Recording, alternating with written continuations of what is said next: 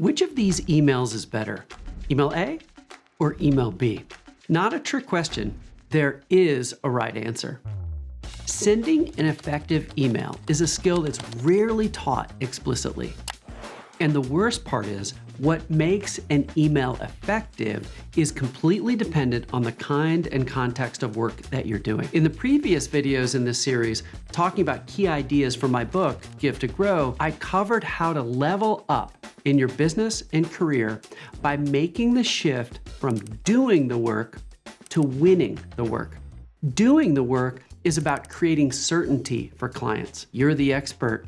They've agreed to have you tackle a project. When you're doing the work, you're making good on your promises. On the other hand, winning the work is about creating new possibilities. You could do anything together. Neither you or the client knows everything that's needed to craft the perfect approach. So you're figuring it out together. So before you can answer which of these emails you should send, you need to answer the question, am I in the mode of doing the work, or am I in the mode of winning the work? Let's look at email A. This email summarizes the client situation, establishes expertise, and gives lots of options to move forward. But if we're trying to win new work, frankly, this email's a disaster. First of all, the email is long. Your clients are busy. They've got 100 emails to answer. Their first reaction to this one is going to be, ugh, this is going to take a while. I'll check it out later. All your momentum is lost. Second, it gives too many options. It's paralyzing.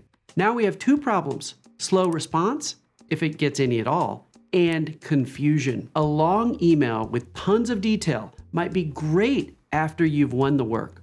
Put everything in one place. But when it comes to developing new business, you'll want to take a different approach. Let's look at email B from the beginning of this video. First of all, see how much less intimidating it is. Short, to the point, digestible. Even if you tried to just skim it, you'd likely end up reading the whole thing by accident. You might ask, what defines a short email? Well, think about how your clients either skim, triage, or read emails. It's probably on their phone. And what takes up one screen on a phone in an email is about 50 words. So if you can get your emails down to around 50 words, the clients will likely read the whole thing while they're walking around the house or in between meetings and respond right away. Things move a lot faster when you make it really easy for your clients to respond. This email focuses on one issue, the client's biggest problem.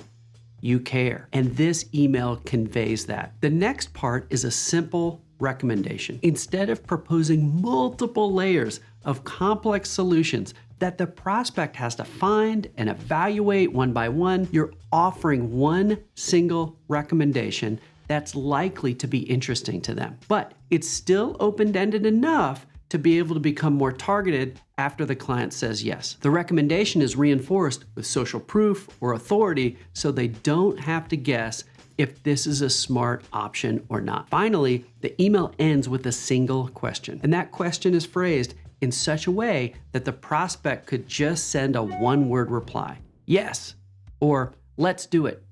Notice, we don't try to go overboard on our credentials, give 4 or 5 options, or give them a lot of work to do. They're busy, their time is valuable, and you're there to provide value if they're interested. If they aren't, that's okay.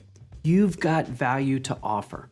If it's not a fit this time, they'll remember you when it is. But it's very likely this offer will resonate, and right now. This email is easy to read, respond to, and feels great to say yes to. And importantly, you've created a cliffhanger. Cliffhangers add excitement to buying. They're unresolved topics that your prospect looks forward to resolving in the next interaction. If the conversation continues, the prospect gets to find out what happens next. As you can see, there's a big difference between communication that increases certainty and one that increases possibility. One closes loops, the other opens them. One resolves, the other creates momentum. And what's effective for one situation halts progress in the other. Of course, for a work-winning email like we discussed to be effective, you have to have something to offer your prospects. Many times, work-winning emails will hinge on sharing a gift to get, a discreet offer of value that your prospect loves saying yes to. If you want to learn how to craft amazing, generous offers that deepen the relationship with your prospects and win more business, watch the next video in the series here, or check out the full details in my book, Gift to Grow.